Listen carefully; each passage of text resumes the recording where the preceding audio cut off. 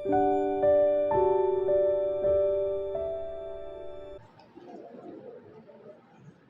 गुरु भगवंतों के चरणों में कोटि कोटि वंदन करने के पश्चात गुरुदेव श्री की आज्ञा से जब डॉक्टर प्रमोद जी आए थे स्वाध्याय भवन, तो उन्होंने कहा कि हमारे विद्यालय में भी ये कार्यक्रम होना है। तो हमने उनको कहा कि कौन सा टॉपिक चूज करना है, आप ही बता दीजिए। तो उन्होंने बहुत ही अच्छा टॉपिक चूज किया है, जिसके बारे में आप भी सुनेंगे और आप बोलेंगे भी, क्योंकि सिर्फ मैं बोलती रहूं तो आपको भी बोर होता है और मुझे भी बोर होता है। तो अगर टू वे कॉन्वर्सेशन रहता है तो सभी अलर्ट रहते हैं, क्योंकि आप भी भोजन करके आए हैं, है ना। तो टॉपिक बताया गया, हम किसी से कम नहीं। मैं आपसे ही पूछना चाहती हूँ, अगर आपको कोई पूछे या आपको कोई कहे कि क्या आप किसी से कम हो, आप क्या बोलेंगे? तो समझ के बोलना, फिर मेरे प्रश्न रहेंगे, फिर जवाब देना, ठीक है। अगर आपको कोई पूछे और कहे कि आप किसी से कम हो या नहीं हो, क्या बोलेंगे? क्या आप किसी से कम है? नहीं। पक्की बात? कभी मन में आया काश मैं थोड़ा और मेहनत करती तो मैं उससे अच्छी होती, I am not good enough, मैं अच्छी नहीं हूँ, मैं ठीक नहीं हूँ, मेरे में ये कमी है, वो कमी है। बहुत बार कभी कभी ऐसी हीन भावना आती है, नहीं आती है? कभी कभी आती है। अगर कभी कभी आती है, इसका मतलब क्या हो रहा है कि डुअल नेचर चल रहा है। कभी तो आप कह रहे हो कि मैं किसी से कम नहीं, और दूसरी तरफ आप अपने आप को क्या कर रहे हैं? कमजोर समझ रहे हैं, अपने आप को कम समझ रहे हैं। बहुत बार मन में आता है कि मुझे थोड़ी सी मेहनत करनी चाहिए ताकि मैं भी अपना लेवल ऊपर कर सकूं, वन लेवल अप। आता है मन में? आता है कि नहीं आता है? आता है। तो क्या करना है? सिर्फ मन में लाके छोड़ देना है या कुछ करना भी है? कुछ करना भी है। हम किसी से कम नहीं तब हो सकता है जब हम अपने जीवन को टू द फुलेस्ट 100% जीते हैं। तो मैं आपसे यही पूछना चाहूंगी, क्या आप अपने जीवन को 100% जीते हैं? Are you giving your 100%? Yes और नो? नो। मतलब आप मानते हैं कि आपके अंदर बहुत सारी क्षमता है, बहुत सारा पोटेंशियल है, आप अपने 100% से ज्यादा दे सकते हैं, लेकिन आप अपना 100% नहीं दे रहे हैं। क्यों नहीं दे रहे हैं? क्यों हम अपना जीवन 100% नहीं जी रहे हैं? बहुत सारे फैक्टर्स हैं। बहुत बार आप अपने वातावरण की वजह से अपने आप को पीछे घसीट लेते हैं। कभी किसी ने कुछ बात कह दी, किसी ने कोई ताना मार दिया, तो फिर आप अपने आप को क्या समझने लगते हैं? हाँ, उसने बोला होगा, इसीलिए उसने जो बोला है शायद वो सही है, इसीलिए बोल रहे हैं। बाहर की दुनिया के ताने सुन करके आप अपने आप को क्या कर लेते हैं? 2 कदम पीछे सरका लेते हैं। क्या वो सही है? नहीं। कैसा जीवन चाहते हैं? क्या आपका जीवन सादगी पूर्ण हो, ऐसा जीवन चाहते हैं? बहुत सारे स आएंगे, ध्यान से सुनना। सादगी का जीवन, सफलता वाला जीवन, स्वस्थ जीवन, संस्कार युक्त जीवन। कैसा जीवन? ये सारी चीजें चाहिए। क्या आपके जीवन में सफलता चाहिए? क्या आपके जीवन में सादगी चाहिए? सादा जीवन, उच्च विचार, बहुत बार बोलते हैं, बहुत बार सुनते हैं। क्या ऐसा जीवन चाहिए? Simple living, high thinking. क्या आप चाहते हैं कि आपके जीवन में संस्कार हो? क्या आप चाहते हैं कि आपके जीवन में स्वस्थता हो, आप स्वस्थ रहे, हेल्दी रहे? क्या आप चाहते हैं? चाहते हैं कि नहीं चाहते? हाँ, चाहते हैं। खाना खाया है सबने या उपवास है? नवरात्रि का उपवास है क्या, या भोजन किया है? खाना खाया है अच्छे से, पेट भर के या ज्यादा? पेट भर के, मतलब आप अलर्ट है। बहुत ज्यादा खाते तो नींद आ जाती। तो आप चाहते हैं कि आपका जीवन सादा हो, सिंपल हो, आपका जीवन सफलतामय हो, आपका जीवन स्वस्थ हो, आपका जीवन संस्कार युक्त हो। लेकिन अगर अपने जीवन को इन सभी स के बारे में चिंतन करना है, सभी स अपने जीवन में रहे, तो हमको क्या It takes 10 years to grow a good tree, but 100 years to grow a good people. इसका मतलब होता है अगर एक अच्छे पेड़ को डेवलप करना है, एक अच्छे पौधे को पेड़ के वृक्ष तक पहुंचाना है तो 10 साल लगते हैं। आज टेक्नोलॉजी आ गया है, इसलिए हाइब्रिडाइजेशन का जमाना है, 10 साल की जरूरत नहीं है। लेकिन पुराने जमाने में ये कहावत होती थी, कहते थे कि if you want a good tree आपको 10 साल चाहिए। लेकिन अच्छे लोगों के लिए कितने साल चाहिए? कहने का आशय है कि इतना टाइम लगता है, उम्र बीत जाती है अपने आप को सिद्ध करने के लिए, साबित करने के लिए। लेकिन एक सेकंड भी नहीं लगता है। जो महल बनाया है उसको तोड़ने के लिए टाइम नहीं लगता है। महल बनाने के लिए समय लगता है, लेकिन महल को तोड़ने के लिए समय नहीं लगता। अपने पर्सनालिटी को बनाने में पूरी जिंदगी खप जाते हैं, लेकिन उसी पर्सनालिटी को, उसी चारित्र को तोड़ने के लिए कितना टाइम लगता है? एक गलती सब समाप्त। सही है? सही है। तो इसीलिए कहते हैं, ज्ञानीजन कहते हैं, जय एशर कहता है, you can't stop the future. आप अपने भविष्य को स्टॉप नहीं कर सकते। You can't rewind the past. अपने पास्ट को आप वापस पीछे नहीं ले जा सकते हो कि आप टाइम में पीछे गए, कोई टाइम मशीन नहीं है कि इसको स्टॉप किया, आप पीछे गए, रिवाइंड किया।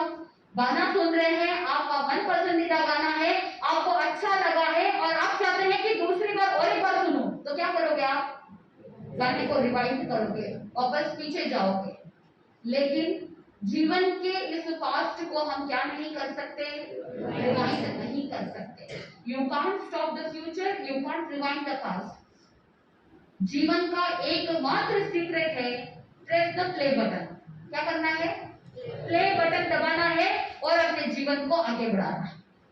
तो चिंतन ये करना है कि हमारा भूतकाल, हमारा जो पास्ट है उसे छोड़ देना है, क्योंकि past brings fears in you.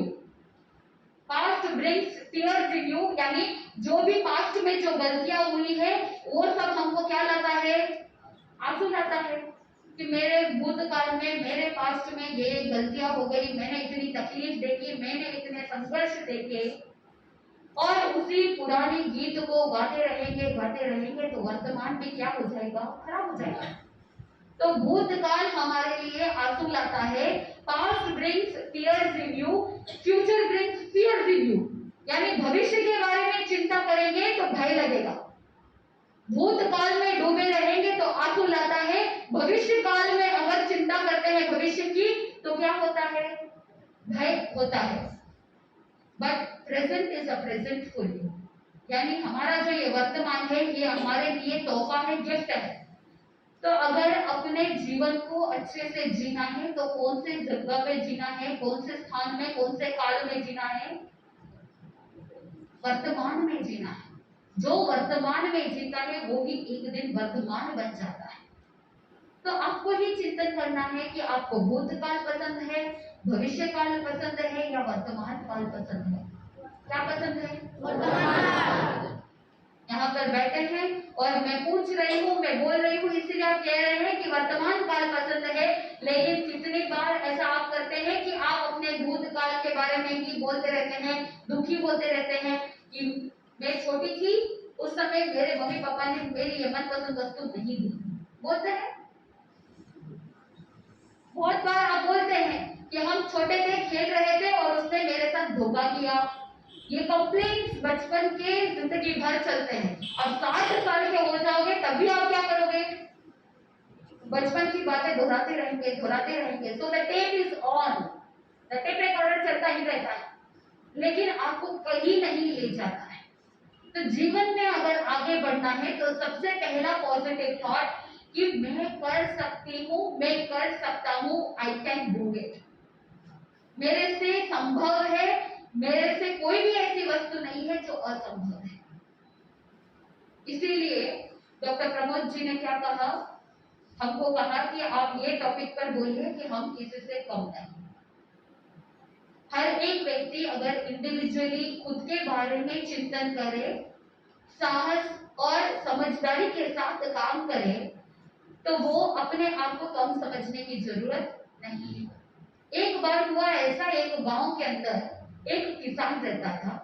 किसान की पत्नी और एक उसकी बड़ी बेटी और छोटा बेटा, चारों जन आराम से जीवन यापन कर रहे थे क्योंकि उनकी खेती ही आजीविका का स्रोत था। यहाँ पर भी बहुत से बच्चे होंगे, बहुत सारे ऐसे होंगे जिनके माता पिता क्या करते हैं, खेती करते हैं। एक जमाना था जब भारतीय संस्कृति के अंदर आजीविका का स्रोत ही खेती था, एग्रीकल्चर। तो अपने आप को कम आंकने की जरूरत नहीं है कि मेरे माता पिता खेती करते हैं तो हम कम हो गए, ऐसा नहीं है। फार्मिंग भविष्य में यही काम आने वाला है, क्योंकि ये जो लाइफ साइकिल होता है ना, हिस्ट्री रिपीट्स कहते हैं। इतिहास में जो पहले हुआ है वो वापस वैसे ही आने वाला है। उदाहरण के तौर पे आप जो वस्त्र पहनते हैं, आप जो कपड़े पहनते हैं, आज जो ट्रेंड में फैशन के अंदर जो जो कपड़े चलते हैं, गौर से समझने की कोशिश करना, ध्यान देना। पुराने जमाने में जो जो चलते थे वापस वो फैशन क्या होता है, घूम फिर के वही आता है, करेक्ट है ना। आप जो पहनते हैं आपके माता पिता भी कहेंगे एक जमाने में भी हम भी पहनते थे, बोलते हैं ना। तो हिस्ट्री रिपीट्स। तो एक जमाना था जब फार्मिंग या एग्रीकल्चर या खेती आजीविका का स्रोत होता था, और आज इतना ज्यादा हाइब्रिडाइजेशन, और कहते हैं अति का हमेशा अंत होता है। सो टेक्नोलॉजी को जब अति करता है तब सब कुछ क्या हो जाता है, वापस बैक टू पेबेलियर। तो वापस घूम फिर के ऑर्गेनिक फार्मिंग, ऑर्गेनिक चीजें चाहिए, शुद्ध चाहिए, इसमें खाद्य पदार्थ फर्टिलाइजर्स नहीं डाले हैं, केमिकल्स नहीं डाला है। तो इस तरह से ट्रेंड अभी चल रहा है। आने वाले समय में जिसके पास खेत होंगे, जिसके पास खेती बाड़ी होगी ना, वो ही जीतेंगे, क्योंकि खाने के लिए पेट मांगता है अन्न, अन्न के बिना चल नहीं सकते। क्या आप सोचो कि कंप्यूटर से पेट भर जाएगा? भरता है क्या? नहीं। भाषण और बातों से भी पेट भरता है क्या? नहीं। क्या करना पड़ता है? क्या करना पड़ता है पेट भरने के लिए? पेट अन्न मांगता है, पेट को भोजन चाहिए। सो भारत के भविष्य को आगे बढ़ाने के लिए भी खेतीबाड़ी इंपॉर्टेंट है, क्योंकि हमारे देश के अंदर भी ऐसे ऐसे लैंड है, एग्रीकल्चरल भूमि है, जिसके माध्यम से हम वेजिटेबल्स को ग्रो करते हैं, उगाते हैं। दूसरे देशों के अंदर धरती के अंदर वो पल्लवित पुष्पित करने की ताकत ही नहीं है। बहुत से ऐसे कंट्रीज हैं जहां पर वेजिटेबल्स, फ्रूट्स उगा ही नहीं सकते हैं। ऐसे बहुत से देश हैं जहां पर चाह करके भी ऐसा सॉइल, ऐसी भूमि है ही नहीं जहां पर वो वेजिटेबल्स और फ्रूट्स को उत्पन्न कर सके। तो वो ही भविष्य है। अगर स्वस्थ रहना है तो क्या करना होगा? जो प्रोफेशन आपके माता पिता करते हैं उसमें हीन भावना रखने की कोई जरूरत नहीं है। जो कार्य करते हैं, कोई भी कार्य छोटा या कोई भी कार्य बड़ा नहीं होता, कोई भी कार्य अच्छा या कोई भी कार्य बुरा नहीं होता। छोटे से छोटा कार्य भी अच्छा हो सकता है अगर हमारी नीयत अच्छी होती है, हमारा इंटेंशन अच्छा होता है। तो सबसे पहली बात, अपने आप को हीनता की ओर ले जाना बंद करें, इंफीरियरिटी कॉम्प्लेक्स को निकाल देंगे कि मेरे माता पिता कौन से प्रोफेशन में हैं, it doesn't make any difference. आप अपने आप को कैसे कैरी करते हैं, आप अपने आप को कैसे प्रेजेंट करते हैं, आपको शिक्षा प्राप्त कराने के लिए आपके माता पिता मेहनत करते हैं, उस एफर्ट को, उस मेहनत को आपको क्या करना चाहिए? वैल्यू करना चाहिए, मूल्य देना चाहिए। क्या आप अपने माता पिता का आदर सत्कार करते हैं? करते हैं पूरी तरह से? या बहुत से ऐसे बच्चे होते हैं जो अपने माता पिता को सबके सामने लाने में थोड़ी शर्मिंदगी महसूस करते हैं। ऐसे भी लोग होते हैं कि मेरे माता पिता कुछ ऐसे काम करते हैं तो मुझे शर्म आती है कि उनको सबके सामने कैसे लाऊं। ये हीन भावना नहीं होनी चाहिए। हर एक मनुष्य के अंदर वो मनुष्यता होनी चाहिए, और हर एक, आप भी इंसान है, हम भी इंसान है, सबको एक समान प्राणी मात्र के प्रति प्रेम की भावना होने पर लक्ष्य होना चाहिए। तभी आप ऐसी भावना तक पहुंच सकते हैं कि हम किसी से कम नहीं। ये बुनियाद है, ये फाउंडेशन है। अगर ये बुनियाद मजबूत हो तो चाहे कैसे भी परिस्थिति आ जाए, आप हीन भावना में जा सकते हैं क्या? नहीं। हर एक कार्य के अंदर अच्छाई और बुराई आपको ही एनालाइज करना है कि कौन सा कार्य अच्छा है, कौन सा कार्य बुरा है। अगर आप गलत संगत में रहते हैं तो वो अच्छा है कि बुरा है? आप ही बोलिए, बुरा है। गलत आदतें हो तो अच्छा है या बुरा है? बुरा है। स्वयं के कार्य को खुद के हाथ से करना अच्छा है कि बुरा है? आप जिस स्थान में रहते हैं उस स्थान को स्वच्छ रखना अच्छा है कि बुरा है? लेकिन बहुत बार क्या होता है, घर में नीटनेस मेंटेन कर लेते हैं, स्कूल के अंदर अनुशासन रहता है, डिसिप्लिन रहता है, उस समय आप नीटनेस मेंटेन करते हैं। अगर आपको एक चांस दे दे कि आपको देखने वाला कोई नहीं है, आपको बोलने वाला कोई नहीं है, आपके ऊपर कोई डंडा लेकर के नहीं खड़ा है, तो क्या करेंगे आप? क्या वही स्वच्छता, वही क्लीनलीनेस, वही डिसिप्लिन मेंटेन करेंगे? गिवन अ चांस एस्केप करने की भावना रहती है। मतलब वो संस्कार अंदर से अभी तक जागृत नहीं हुए, बस डंडे के डर से, या कोई आपके ऊपर कोई बलवान है, आपके ऊपर कोई अनुशासन करने वाले हैं, उस डर से, उस भय से आप क्या कर रहे हैं? उसको फॉलो कर रहे हैं। लेकिन हम कहते हैं कि आपके अंदर से वो आना चाहिए, वो मानवता अंदर से आनी चाहिए कि मेरे वजह से मैंने अगर गंदगी फैलाई तो उसे क्लीन करने के लिए किसको कष्ट होगा? किसको कष्ट होगा? दूसरों को कष्ट होगा। कैसे होगा? अगर आप अपने आप को कम नहीं समझते हैं तो यहाँ पर कुछ चीजें ऐसी है जो आपके जीवन में अप्लाई करना पड़ेगा, आपके जीवन में उतारना होगा। कैसे करना है? छोटी छोटी बातें अगर ध्यान रखेंगे तो हमारी पर्सनालिटी, हमारा व्यक्तित्व अच्छा हो सकता है। हम जहां कहीं भी रहते हैं, हम जहां कहीं भी जाते हैं, हम अपने वस्तुओं को व्यवस्थित ऑर्गेनाइज्ड रखते हैं। चाहे स्कूल का प्रेमाइसेस हो, चाहे स्कूल का वातावरण हो, चाहे घर का वातावरण हो, या चाहे आप रोड के ऊपर चल भी क्यों ना रहे हो, हर जगह पर आपके वो जो बेसिक मैनर्स, जो संस्कार होते हैं कि जहां पर स्वच्छता को मेंटेन करना है, कोई देखने वाला नहीं, सीसीटीवी कैमरास नहीं है, कहीं पुलिस वाले नहीं है, कहीं पर टीचर्स नहीं है, चाहे कहीं भी हो, अकेले में हो, कहीं भी हो, फिर भी आपकी जो आत्म साक्षी है, उस आत्म साक्षी के द्वारा आपको स्वयं को चिंतन करना होगा कि मैं जो कार्य कर रही हूँ वो सही है या गलत है। तो यहाँ पर एक किसान अपनी पत्नी और बड़ी बेटी और छोटे बेटे के साथ आराम से जीवन जी रहे थे, खेती कर रहे थे, आजीविका चल रही थी। अचानक से एक साल ऐसा आया कि अकाल पड़ गया। जब अकाल पड़ता है, बारिश नहीं होती, तो खेती नहीं कर सकते। ऐसी मुश्किल की घड़ियों में बहुत चैलेंजेस होते हैं। कोरोना के टाइम में भी ऐसे चैलेंजेस आपने देखे हैं, जब जो वेजिटेबल्स, जो सब्जियां उगाई थी, उत्पन्न किया था, वो बेच नहीं पा रहे थे, या बेची तो भी पूरे व्यवस्थित नहीं बेच पा रहे थे। बहुत सारी ऐसी परिस्थितियां हुई, बहुत सारा संघर्ष आपके माता पिता ने देखा, भारत के किसानों ने देखा, पूरे वर्ल्ड ने इस कोरोना के सिचुएशन को भुगतान भरा है। सिर्फ आप अकेले नहीं है, करेक्ट है ना? सभी ने इसका सामना किया है। ऐसे अकाल के टाइम पीरियड में वो किसान हताश हो गया, जो भी सेविंग्स थी वो सारी सेविंग्स खत्म हो गई। अब खेती करने के लिए वहां पर जमीन के अंदर पानी नहीं है, पल्लवित पुष्पित हो नहीं सकता, हिम्मत हार रहा था पिता। उस समय बड़ी बेटी बहुत साहस और समझदार, उस बड़ी बेटी ने कहा कि पिताजी आप फिक्र मत कीजिए, ऐसी परिस्थिति में भी घर चलाना है, हम चला लेंगे।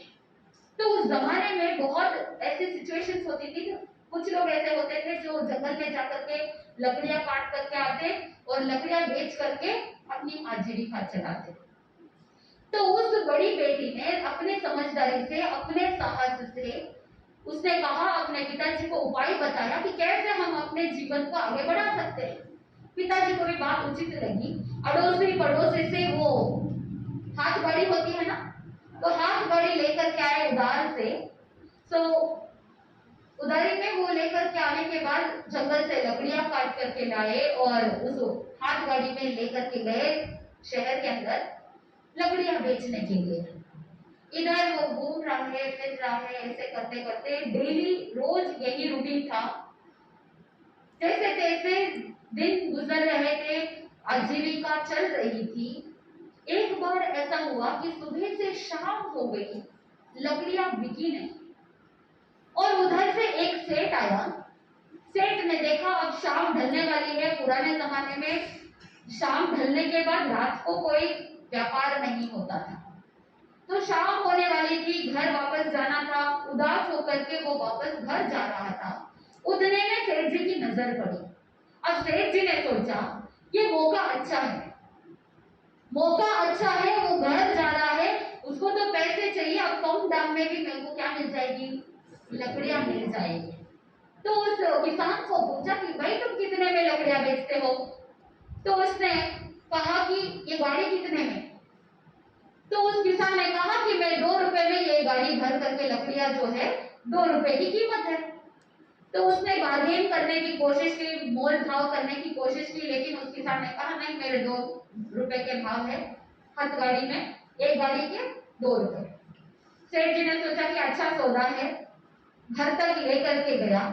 जैसे ही लकड़ियां खाली करने के लिए तैयार हुआ तो वो सेठ कहता है कि मैंने तो तुमको क्या पूछा था, मैंने तुम्हें पूछा था कि ये पूरी गाड़ी कितने में, तो लकड़ियां भी रखनी होगी और गाड़ी भी रखनी होगी।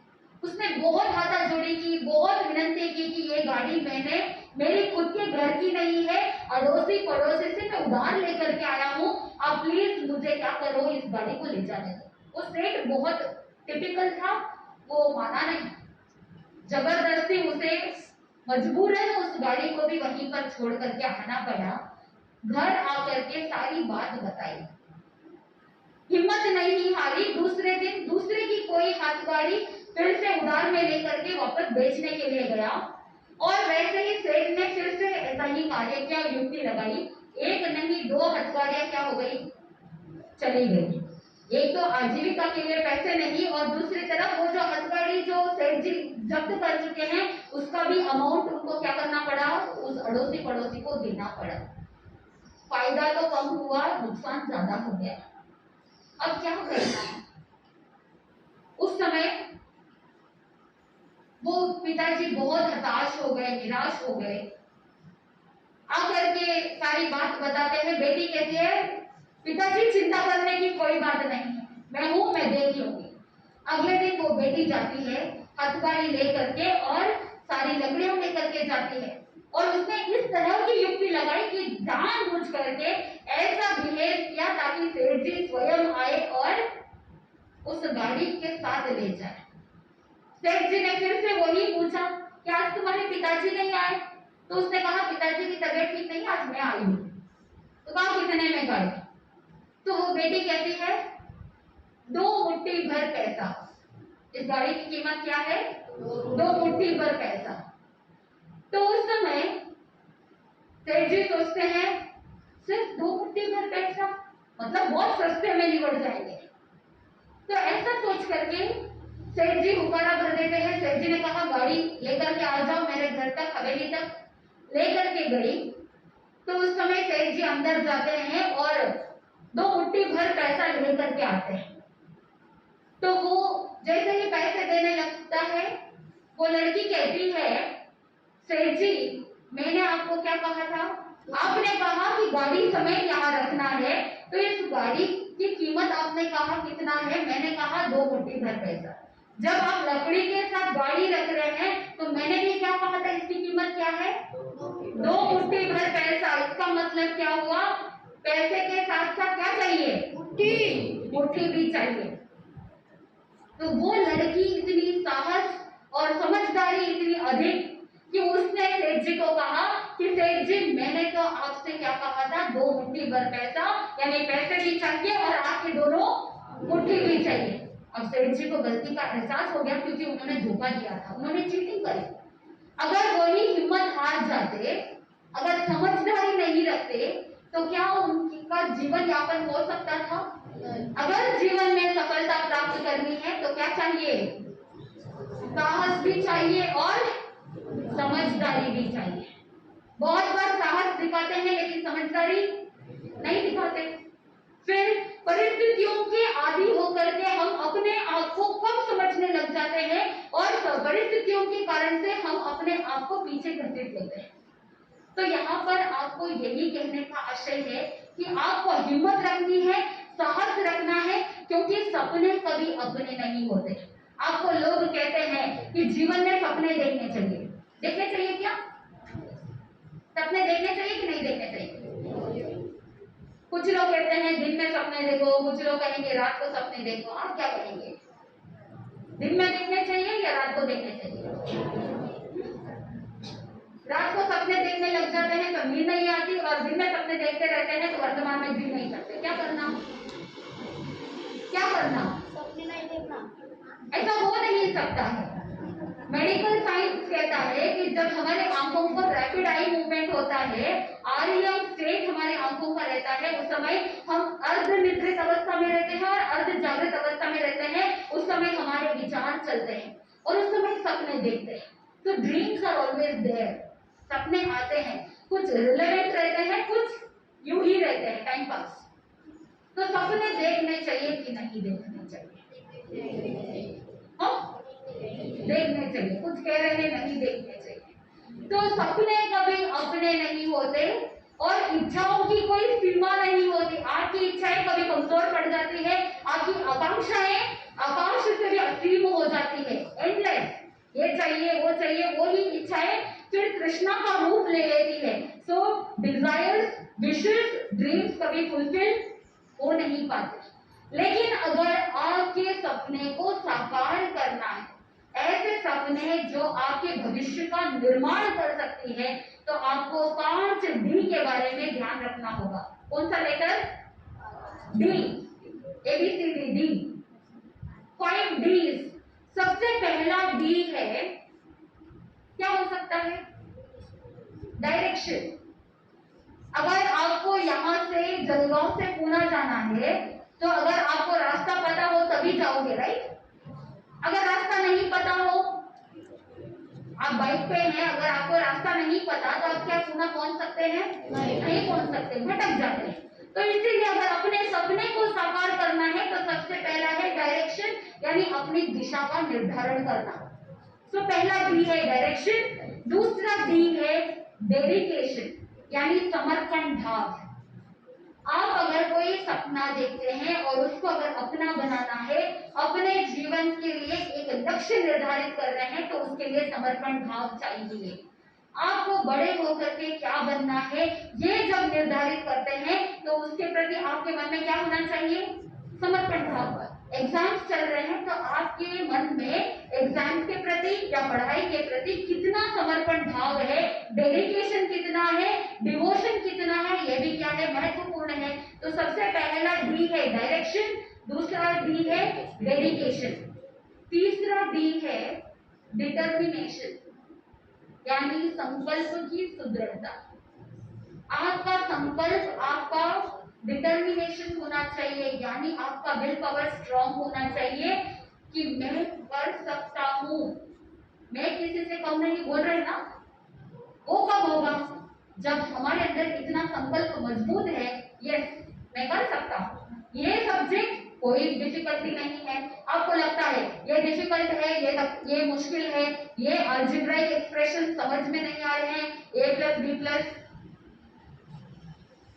बहुत सारे फॉर्मूला, बहुत सारी चीजें ये समझ में नहीं आ रही है। Trigonometry, sine theta, cos theta, tan theta, cot theta, क्या है ये समझ में नहीं आ रहा है। डिफिकल्ट समझेंगे तो डिफिकल्ट हो जाएगा और अगर आसान समझेंगे तो आसान हो जाएगा। कब होगा? जब आपके अंदर वो संकल्प रहेगा, डिटर्मिनेशन रहेगा। तो तीसरा डी क्या है? डिटर्मिनेशन। चौथा डी है डिसिप्लिन, अनुशासन। अगर स्वयं अनुशासन में रहते हैं तो दूसरों से अनुशासित नहीं होना पड़ेगा।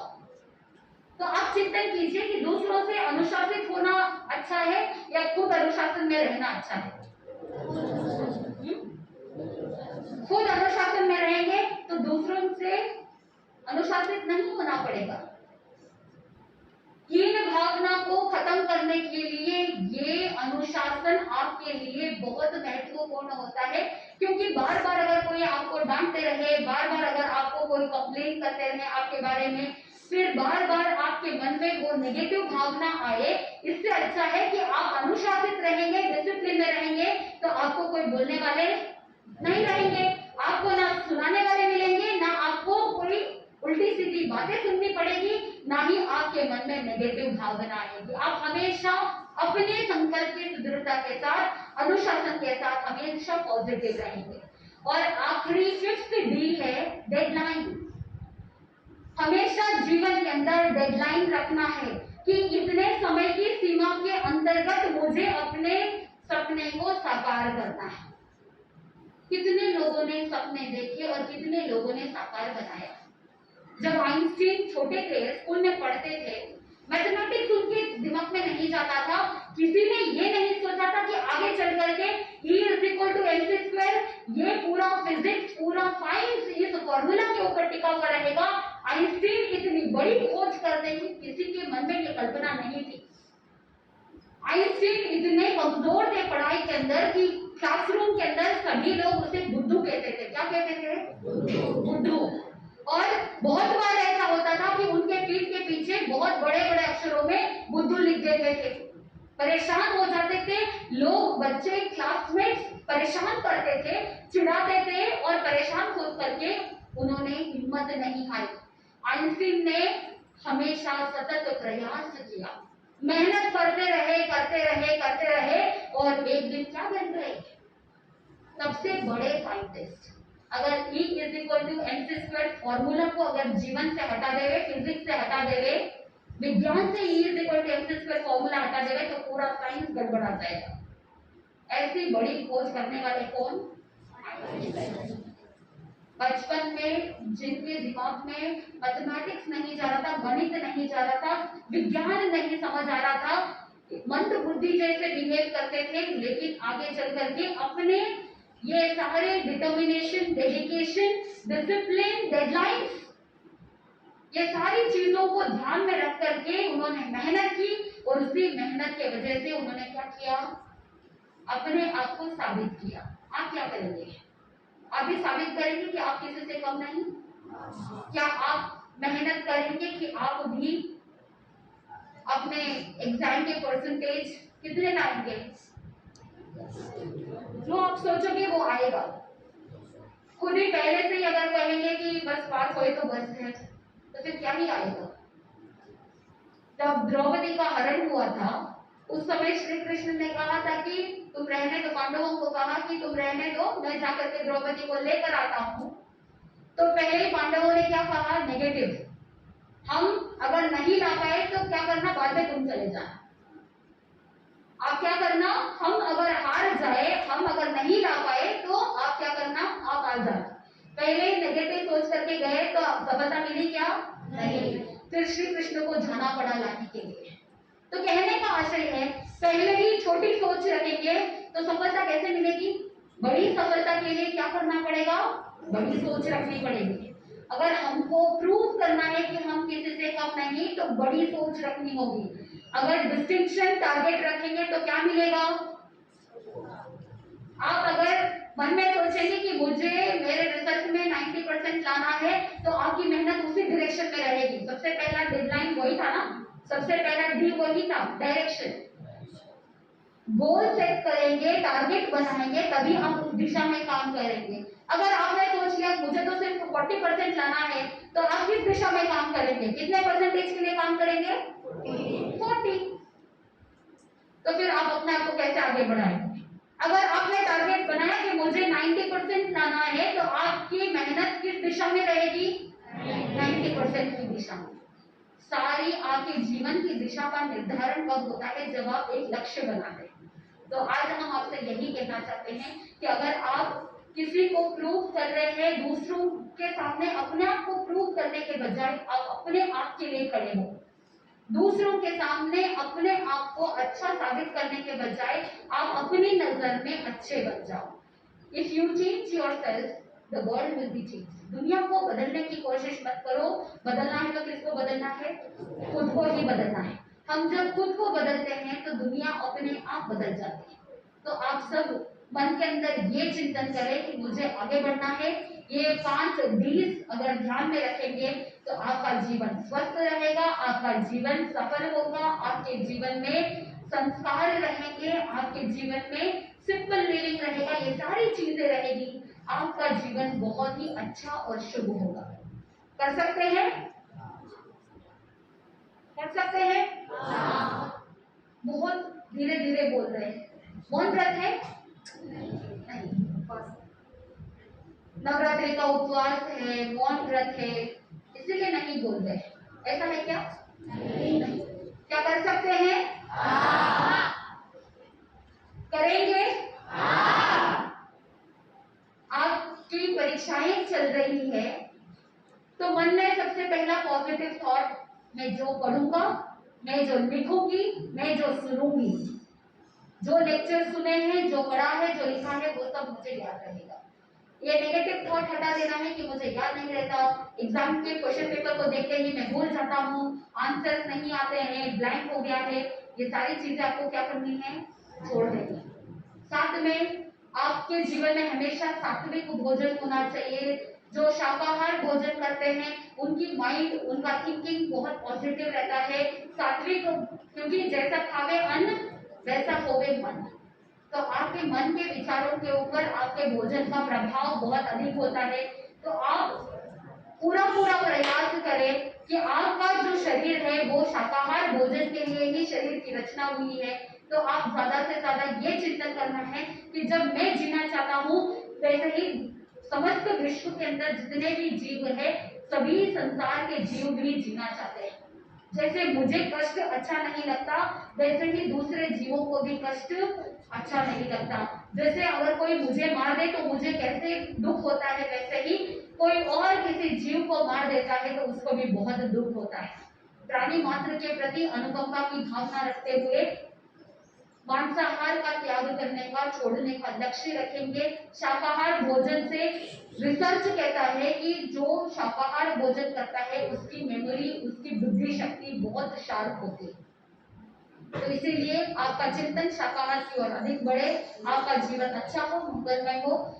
इसी मंगल भावना के साथ मैं अपने शब्दों को विराम देती हूँ। 2 मिनट के लिए आप अपने रीढ़ की हड्डी को सीधा रखेंगे, कमर को सीधा रखेंगे, आंखें बंद करेंगे। आंखों को बंद कर लीजिए। एक छोटा सा टेक्निक जिसके माध्यम से आपका कंसंट्रेशन, आपकी एकाग्रता बढ़ सकती है, आपके परीक्षा के लिए आपकी मानसिक तैयारी हो सकती है। हमारे अवचेतन मन की तैयारी, ट्रेनिंग सबकॉन्शियस माइंड के लिए अपनी आंखों को बंद कर लीजिए। पड़ोसी क्या कर रहा है उससे आपको कोई लेना देना नहीं, आप अपनी आंखों को बंद कर लीजिए।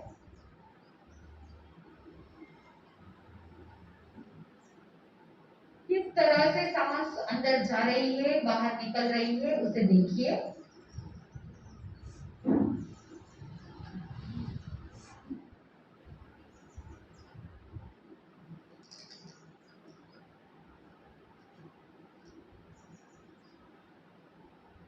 जैसे जैसे आप अपने श्वास को अनुभव करेंगे, मन बिल्कुल शांत होता जाएगा।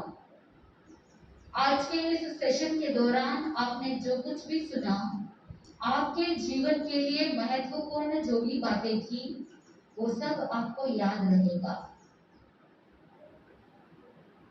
अपने जीवन को स्वस्थ और सफल बनाने के लिए आप संकल्पित हो रहे हैं। साल भर में आपने जो कुछ भी पढ़ा है, लिखा है, अभ्यास किया है, वो सब कुछ आपके स्मृति पटल पर प्रश्न को देखते ही आ जाएंगे।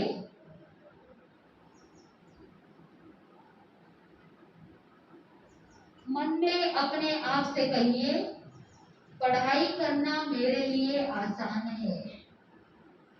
जो पढ़ाई की है उसे समझना भी मेरे लिए आसान है। मैं जो पढ़ूंगा, जो मैं लिखूंगा और जो मैं क्लास के अंदर सुनूंगी, मुझे वो सब कुछ याद रहेगा। परीक्षा में जैसे ही मैं प्रश्न को देखूं, उत्तर तुरंत मेरे माइंड में आ जाएंगे।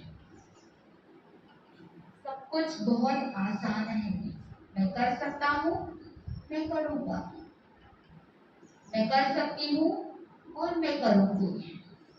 मेरा मन कंप्यूटर से भी तेज चलता है, ऐसा अपने आप से कहिए।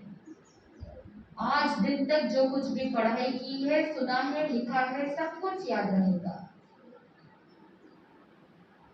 आपकी सोच बिल्कुल पॉजिटिव हो रही है, सारी चिंताएं, बाधाएं दूर हो रही है, सारा स्ट्रेस, टेंशन दूर हो रहा है, आत्मविश्वास आपका बढ़ रहा है। अनुभव कीजिए।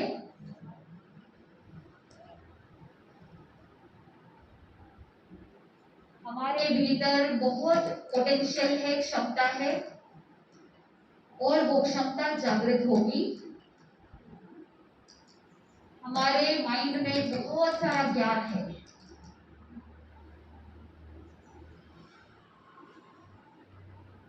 जैसे जैसे अभ्यास करेंगे वो ज्ञान प्रत्यक्ष होता जाएगा।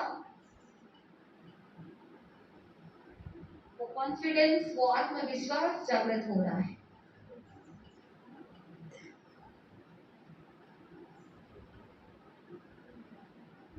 इसी पॉजिटिव सोच के साथ 3 बार लंबी गहरी श्वास लेते हुए, छोड़ते हुए, अपने आप को बिल्कुल पॉजिटिव महसूस करते हुए धीरे धीरे अपनी हथेलियों को अपने आंखों के ऊपर रखेंगे और अपने ध्यान को पूरा करेंगे। बिल्कुल पॉजिटिव महसूस कर रहे हैं आप, एकदम शांत महसूस कर रहे हैं, बिल्कुल रिलैक्स।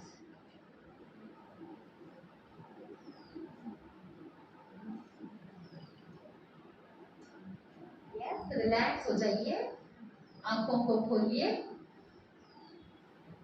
एकदम शांति की अनुभूति हो रही है आपको। Thank you. हर एक व्यक्ति को कम से कम 6 से 7 घंटे की नींद अवश्य ही है। चाहे एग्जाम्स हो, चाहे नॉर्मल डेज हो, चाहे कैसी भी परिस्थिति हो, कम से कम 6 से 7 घंटे की नींद जरूरी है। रात भर आप बैठ के पढ़ाई करते हैं, फिर एग्जाम के टाइम में क्वेश्चन पेपर देखते ही टेंशन हो जाता है, क्योंकि ब्रेन काम नहीं करता है, रेस्ट मिला नहीं पूरे ब्रेन को। तो चाहे पढ़ाई कितनी भी हुई हो, कैसा भी हो, 6 घंटे नींद लेना है, ब्रेन को फ्रेश रखना है।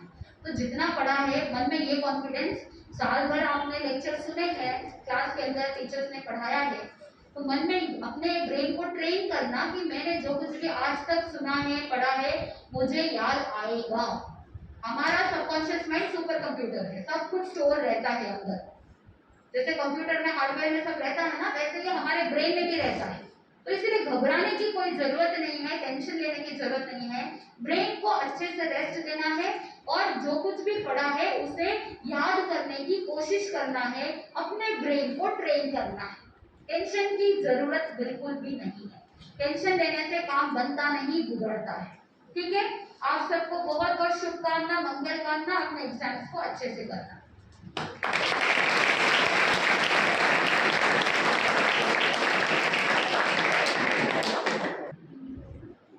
मंच पर उपस्थित आज के हमारे प्रमुख अतिथि तथा सभी विद्यार्थी मित्रों, पिछले 1 घंटे से आप यहाँ पर ज्ञान साधक के रूप में जो एकाग्रता से यहाँ पर हमारे प्रमुख अतिथि जी का अपने विनम्रता से भाषण सुना, उनके विचार आत्मसात करने के प्रयत्न किए, तथा हमारे जीवन में भी हम किसी से कम नहीं, यह बात अच्छे से समझकर हमारे जीवन में अपनाने का निश्चित रूप से प्रयत्न करेंगे। सर्वप्रथम यहाँ पर उपस्थित सभी मान्यवरों की स्कूल की तरफ से तहे दिल से सबका धन्यवाद व्यक्त करता हूँ। जो प्रमुख अतिथि के रूप में हमें यहाँ पर मिले हैं वह डॉक्टर सुयश निधि जी, जिनका अनमोल ज्ञान हमने सुना, उन्हें उनका भी मनपूर्वक धन्यवाद व्यक्त करता हूँ। इन मान्यवर को यहाँ पर जिन्होंने आमंत्रित किया वह हमारे स्कूल के कोषाध्यक्ष आदरणीय डॉक्टर प्रमोद जी तिरसरा सर, जिन्होंने यह कार्यक्रम का आयोजन किया और जिस कारण यह ज्ञानरूप कार्यक्रम हम सुनकर हमें यह अनमोल ज्ञान की प्राप्ति हुई, उनका भी सभी की तरफ से धन्यवाद व्यक्त करता हूँ। तथा स्कूल के शालीय समिति सदस्य आदरणीय प्रसन्न कुमार सर, वह भी अपना अनमोल समय निकाल कर यहाँ पर आए, उनका भी तहे दिल से शुक्रिया अदा करता हूँ। तथा हमारे स्कूल के माजी मुख्याध्यापक और स्कूल समिति सदस्य साधना शर्मा मैडम, इन्होंने भी अपना बहुमूल्य समय यहाँ पर दिया, उनके भी आभार व्यक्त करता हूँ। हमारे प्रधान अध्यापक आदरणीय डी.एस. पाटिल सर, पर्यवेक्षक Shri D B. Salone sir, junior college के प्रमुख गजेंद्र पाटिल सर तथा सभी शिक्षक वृंद, इनका भी आभार व्यक्त करता हूँ। साथ ही जय हिंद युवा फाउंडेशन और जय हिंद महिला संघ की जिन्होंने आपको यहाँ पर बहुत सारी बख्शीशों का आयोजन किया, यहाँ पर इतना सुंदर यह कार्यक्रम उन्होंने यहाँ पर आपके लिए हमारे लिए यहाँ पर लिया, उनका भी धन्यवाद व्यक्त करता हूँ और आपके ऋण में रहने की एक अपेक्षा व्यक्त करता हूँ और मेरे 2 शब्द समाप्त। धन्यवाद।